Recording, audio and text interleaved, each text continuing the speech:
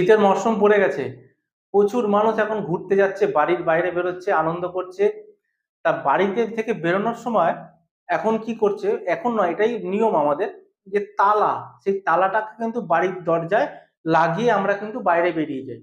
এবং তালার উপর ভরসা করেই আমরা যাই, কারণ তালাই আমাদের বাড়ির রক্ষণাবেক্ষণ করে, প্রহরীর মতো কাজ করে, as a security purpose use করা হয়।